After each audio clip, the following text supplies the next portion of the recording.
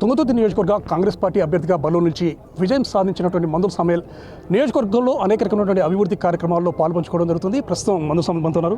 Sir, మొదటిసారి శాసనసభ్యుడిగా ఎన్నికై అసెంబ్లీలో అడుగుపెట్టడం జరిగింది. ఎలా అనిపిస్తుంది? సూపర్ బ్రహ్మాండంగా అనిపిస్తుంది. ప్రజాక్షేత్రానికి అది ఒక దేవాలయం. అసెంబ్లీ రాజ్యాంగబద్ధమైన ప్రజలకు సేవ చేయడానికి అది వేదిక. నేను చాలా గర్వపడ్డా.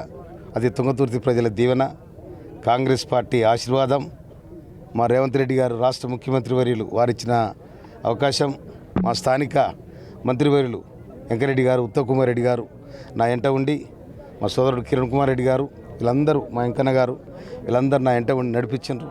వారికి కూడా నేను ఈ సందర్భంగా రాజగోపాల్ రెడ్డి గారికి అందరికి కూడా నేను చేతులెత్తి నమస్కరిస్తున్నా.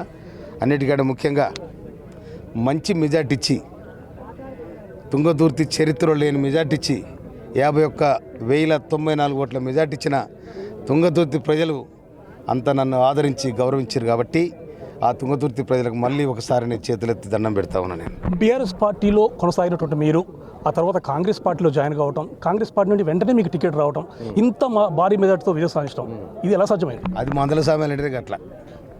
దట్ ఈజ్ మందల సామ్యాలు. 22 సంవత్సరాలుగా ప్రజాక్షేత్రంలో ఉన్నాను కాబట్టి కాంగ్రెస్ పార్టీ కూడా 1-4 సార్లు సర్వే చేసి ఇక్కడ ఏ అభ్యర్థి అయితే గెలుస్తాడు, ఏ అభ్యర్థి ప్రజల మధ్యలో ఉన్నాడు అనుకున్నప్పుడు అధిష్టానం మరి నాకు 9 తారీఖు నాడు అందరూ కూడా మా నాయకులు, మా జిల్లాకు సంబంధించిన సీనియర్ నాయకులు అందరూ కూడా వాళ్ళ అభిప్రాయం చెప్పినప్పుడు కూడా, అడిగినప్పుడు కూడా సామ్యాలు అయితేనే ఇక్కడ గెలవడానికి అవకాశాలు ఉన్నాయని వాళ్ళు కూడా స్పష్టంగా చెప్పడం జరిగింది. కనుక వాళ్ళ బలం, ప్రజాబలం, సర్వే బలం, ఈ 3 బలాలతోని 9 తారీఖు నాడు రాత్రి 11 గంటలకు నాకు బీపా ఇవ్వడం జరిగింది. తెల్లారి 10 తారీఖు నాడు నామినేషన్ లాస్ట్ డేటు. నేను 11 గంటలకల్లా నేను తుంగతుర్తి నామినేషన్ దగ్గర పోయే క్రమంలో దాదాపు 30,000 మంది ఆడ నా కోసం వెయిట్ చేస్తున్నారు. నేను ఎవరికి రూపాయి ఇవ్వలే, ఎవరికి రమ్మని కూడా ఫోన్ చేయలే, ఖాళీ టీవీలో చూసి వాళ్ళందరూ కూడా రావడం జరిగింది. కారణం ఏంటంటే నేను ఇక్కడ స్థానిక బిడ్డను, నేను స్థానికంగా ఉద్యమకారుని, నేను ప్రతి ఊరుకు, సావులకు, బతుకులకు, మంచికి, చెడుకు అన్నిటికీ నేను ఇక్కడ ప్రజాక్షేత్రంలో ఉన్నాను కాబట్టి, ప్రజల మధ్యలో ఉన్నాను కాబట్టి అరే మందల సామ్యాలు, ఎందుకంటే నేను నిర్మించిన 2014 వరకు నేను ఇక్కడ ఈ నియోజకవర్గానికి ఆనాడున్న టీఆర్ఎస్ ఇన్ఛార్జి నేను. కానీ బీఆర్ఎస్ పార్టీ నాకు డోకా చేయడం జరిగింది. అది కూడా ప్రజల మధ్యలో చర్చ అయింది.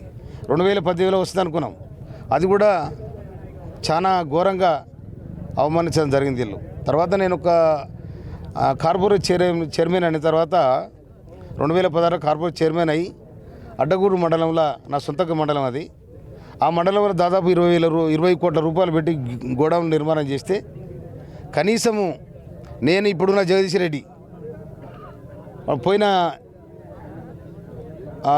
ఎమ్మెల్యే, మాజీ ఎమ్మెల్యే, ఇప్పుడున్న మాజీ ఎమ్మెల్యే, నేను పోయి అడిగిన, నేను మీరు రండి శంకుస్థాపనకు, మన దగ్గర నేను చైర్మన్గా మనకు ప్రజలకు అవసరం పడేది, అది కనుక కంప్లీట్ అయితే దాదాపు 100 మంది అమాలీలు, ఇతరత్ర దాదాపు 150 మంది పని దొరుకుతుంది. నేను ఇక్కడ రైతులు కూడా ధాన్యం స్టాక్ చేసుకోవడానికి అవకాశం ఉంటుందని చెప్పినా నేను. కానీ వాళ్ళు రాకుండా నాకు అవమానించారు. అదేవిధంగా మళ్ళా వాళ్ళు దాన్ని ప్రారంభించారు, నాకు ఎరకలే కూడా ప్రారంభించారు. కానీ ఆ విధంగా కూడా ప్రజల మధ్య చర్చ జరిగింది. అరే సామ్యాలకి ఇంత అవమానం జరుగుతుంది, ఏంది కథ, ఆయన పెట్టిన నిర్మాణంలో వీళ్ళు కూర్చొని ఇది చేస్తున్న తతంగం ఏందని ప్రజల మధ్య చర్చ అయింది. కనుక విద్యార్థి, మేధావులు, ఉద్యమకారులు, రైతులు, రైతు కూలీలు, వ్యాపారులు, మహిళలు అందరూ కూడా ఒక్క తాడి మీదకి వచ్చి ఒక్కసారి మందుల సామ్యాలకు మన స్థానికుడు ఓట్లేద్దాం. తర్వాతనే అధికార పార్టీలో ఉండి అక్రమ రవాణా అవుతున్న ఇసుకను బంద్ చేయాలని నేను దీక్ష పెట్టిన ఇట్లే టెంట్ వేసి, తర్వాత ఎన్నికల సందర్భం కూడా చెప్పిన, నేను గెలిచిన వారం రోజులల్లా ఏట్లు వేసిన రోడ్డు మొత్తం తవ్వేస్తానని చెప్పినా ఇప్పుడు అత్యంత తవ్వేసిన దాన్ని జేసీబీలు పెట్టి మొత్తం సాధన చేసిన నేను. అదొక్క దమ్ము మందుల సామ్యాలకే ఉంటుంది. ఎందుకంటే నేను రైతును కాబట్టి నాకు వాళ్ళకి అవ్వబడ్డది, వాళ్ళకి ఏమపడ్డది అంటే పైన ఇసుక పడ్డది, కానీ నాకు పడ్డది ఏం తెలుసా, ఇసుక కింద నీళ్ళు పడ్డాయి. అందుకోసం నా నీళ్ళ సంగతి నాకు తెలుసు కాబట్టి నేను ఆ విధంగా ప్రజల కోసం పనిచేసిన కాబట్టి నన్ను బ్రహ్మాండంగా ఆశీర్వదించారు ప్రజలు. అన్ని పార్టీలు, బీఆర్ఎస్ కూడా పైసలు తీసుకొని పొల్లు చేశారు నాకు. అయితే ఇంకో విషయం ఉంది, తెలంగాణ ఉద్యమంలో చురుగ్గా పాల్గొన్నటువంటి మందుల సామ్యాలకు ఎందుకు బీఆర్ఎస్ పార్టీ నాయకులు పక్కన పెట్టాల్సి వచ్చింది? నేను చెప్పేది నేను ఇసుకదంతా చేసేటోని కాదు, భూదంతా చేసేటోని కాదు, 10 మంది భూ పెడితే నేను వ్యవసాయం చేసేటోని, అవునా? అందుకోసం మరి ఇసుక మూటని కూడా అక్కడ మూసిండు. యాడికి మోసిండు? ప్రతిభవన్. ఆడు ప్రతిభవన్ అనుకో, ఫామ్ హౌస్లకు అనుకో, ఇక ఎక్కడ అవకాశం ఉంటే అక్కడ మోసిండ్రు. ఇక 10 ఇచ్చిన టికెట్ ఇచ్చిన వాళ్ళు. కానీ కాంగ్రెస్ పార్టీ ప్రజల మధ్య ఎవడుండో సూచి టికెట్ ఇచ్చింది. అదే కాంగ్రెస్ పార్టీ. అయితే రాష్ట్రంలో మొన్నటి వరకు కూడా అంటే కేవలం బీఆర్ఎస్కు ప్రత్యామ్నాయం బీజేపీ అన్న స్థితి నుండి కాంగ్రెస్ పార్టీ మళ్ళీ అధికారంలోకి రావడానికి ముఖ్యంగా ఎవరి పాత్ర ఉందని చెప్పాలి. ప్రజా పరిపాలన వచ్చింది. అది రేవంత్ రెడ్డి గారు రేయింబావులు కష్టపడి కంటికి నిద్ర లేకుండా, కాలుకు అలసట లేకుండా తిరిగి ఇలా బండారం అంతా బయట పెట్టడం జరిగింది. అందుకోసం ప్రజలు తిరుగుబాటు చేసి ఎవరి కాలే కథనాయకులు అయినారు. పల్లెలు కానీ పట్టణాలు కానీ వాడ ఊరు అంతా ఏకమైపోయింది. అందుకోసం కాంగ్రెస్ పార్టీకి బ్రహ్మాండమైన మెజార్టీ ఇచ్చారు.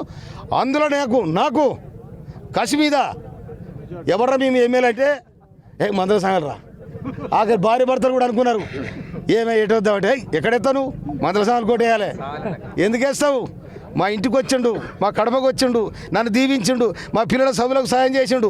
అగ్గో అట్లా అంత మమకారం పెంచుకున్న నాకు ప్రజలు ఆ విధంగా నన్ను దీవించిండ్రు. అయితే ఇంకో విషయం అండి, తెలంగాణ రాష్ట్రంలో కాంగ్రెస్ పార్టీ విజయ సంచలనంలో రేవంత్ రెడ్డిది ప్రముఖ పాత్ర అని చెప్పి వార్తలు చాలా మంది కూడా వినిపిస్తున్న సందర్భం, దీన్ని ఏ విధంగా చెప్తారు? ఇంకొకటి 15 సంవత్సరాలుగా తెలంగాణ ఏర్పడిన 10 సంవత్సరాలుగా కాంగ్రెస్ పార్టీ కార్యకర్తలు అల్లాడిపోయినరు. కాంగ్రెస్ పార్టీ కార్యకర్తలు అవమానాలకు ఎదురైనరు, గురైనరు. కాంగ్రెస్ పార్టీ కార్యకర్తలు కేసుల పాలైనరు. ఇవన్నీ కూడా భరించిన కాంగ్రెస్ పార్టీ మన దగ్గర కొట్లాడు రొద్దిగా మనకు నాయకుడు కావాలి. ఆ నాయకుడు మనంతా సపోర్ట్ చేయాలి. మొట్టమొదటి కథానాయకంతా నడిపేది నల్గొండ జిల్లాలో ఉన్న నాయకులే. ఆ నాయకులు కూడా నిశ్శబ్దం అయిపోయినారు. కనుక రేవంత్ రెడ్డి వచ్చిండు, మనం అతనికి సపోర్ట్ చేద్దాం.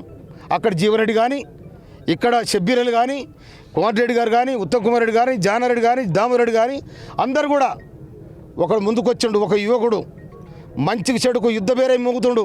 కనుక మనమందరం కూడా చేతులు చేసి ఒకరికొకరు కలుపుకొని నిశ్శబ్ద విప్లవం రావాలి. తెలంగాణలో కథం పెట్టాలి ఈ నైజాంను అనుకున్నారు. కనుక రేవంత్ రెడ్డికి నిండు సపోర్ట్ చేయడం వల్ల ఇవాళ రేవంత్ రెడ్డి ఫుల్ స్థాయిలో బలం ఎక్కించుకొని ఇవాళ సోనియా గాంధీకి మాట ఇచ్చి నేను తెలంగాణలో కాంగ్రెస్ రాజ్యం చేస్తున్నానని చెప్పి మాట ఇచ్చి ఆ మాట ప్రకారం నిలబడ్డాడు. ఇవాళ కాంగ్రెస్ పార్టీ తెలంగాణలో ఫామ్ అయింది. కనుక రేపు ఇవాళ ప్రజాపాలన జరుగుతూ ఉంది. ప్రజాపాలన జరుగుతుంటే ప్రజలు పండుగ చేసుకుంటారు, తోరణాలు కట్టి, మామిడాకులు కట్టి. ఈ విధంగా ప్రజారాజ్యం వచ్చింది, మాకు స్వేచ్ఛ వచ్చింది. ఈ నియంతృత్వ పాలన, దోపిడి దొంగల పాలన పోయిందిగా మనకు. రేవంత్ రెడ్డి గారు అక్కడ ప్రమాణ స్వీకారం చేస్తుంటే ప్రగతి భవన్ గేట్లు ఆటోదలు అయ్యే ఉరికినాయి. అక్కడ లేవిగా ఆటోదలు అయ్యే ఉరికినాయి. అట్లా దట్ ఇస్ రేవంత్ రెడ్డి. అందుకోసమనే రేవంత్ రెడ్డి గారు ఈ రాష్ట్రాన్ని ఇలా అసెంబ్లీలో చూస్తూ ఆట ఆడుతుంది. అసెంబ్లీలో ఎటువంటి ఆట మొదలైంది చూసుకో. ఒక్కడు కూడా ఉండవు. నీ దుంపలు పెట్టుకొని పోతారు చూడు. నువ్వు ఒక్కరు కూడా ఉండరు. ఎందుకంటే వాళ్ళకి భయపడింది. ఒక పక్క అమ్మ మేమే గెలుస్తామంటే కొన్ని పైసలు ఉండే కదరా పంచితం, కానీ ఒట్లయిపోయి జనంలో మనపోయి అంటారు వాళ్ళు. కానీ జనం ఏమంటారు, ఈ ఇంట్లో మనపోయి బాగుపోయింది జనం అంటారు. వినరా? వాళ్ళు ఏమని కూడా ఎరికేనా? కోట్ల రూపాయలు పంచితివి, దోసుకునే పైసలే మంచిది కదరా. కానీ మా కోట్లే పోయి జనం ఏమనుకుంటారు, ఈ ఇంట్లో మన పిడపోయింది పోయిననుకో వాళ్ళు అంటారు. కనుక ఇది తెలంగాణ నినాదం. తెలంగాణ ప్రజలు, తెలంగాణ యువతరం, కడుపులో మన యువతరం 12 నోటిఫికేషన్లు ఇచ్చారు, 12 మంది కొలువురు రాలే. 12 నోటిఫికేషన్లు ఇచ్చారు, 12 మంది కొలువురు రాలే. దళిత బంధు అన్నారు, వచ్చిన కాడి నాకిరు. దళిత బంధు వచ్చిన కాడి నాకిరు. ఎన్నికల ముందు ఒక కాగితం రాసుకొని వచ్చారు, ఇక మీకు ఇండ్లు వస్తే 3 లక్షలు వస్తాయి, ఇండ్లు వస్తే 3 లక్షలు వస్తాయి. దళిత బంధు వచ్చారు. ఎక్కడొచ్చి రాగానే తీసుకున్నారు. ఏంటి డబ్బులు దంచుడు దంచిరిగా. ఇక చూసుకోరా సాగరాగా వాళ్ళు ఒకరి మీద ఒకటి పడి ఎడుతుండు. ఎందుకు ఎడుతురు?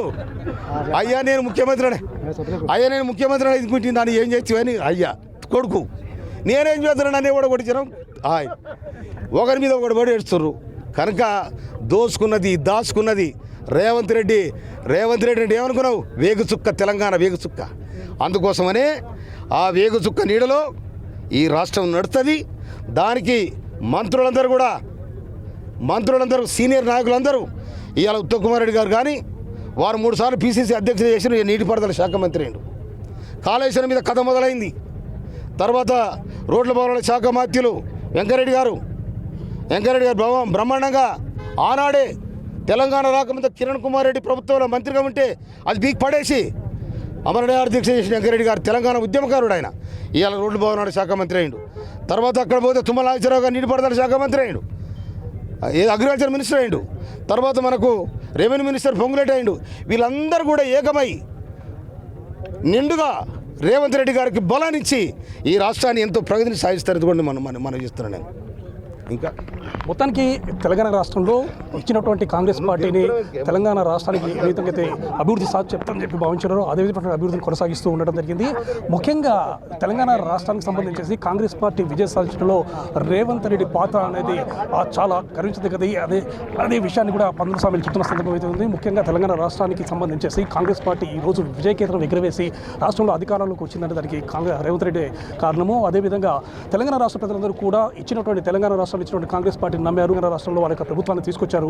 రేపు మొత్తం కూడా అందరి భవిష్యత్తు కూడా చాలా బ్రహ్మాండంగా ఉండబోతుందని చెప్పేసి కూడా మందుల స్వామి చెప్తున్న సందర్భం ఉంది.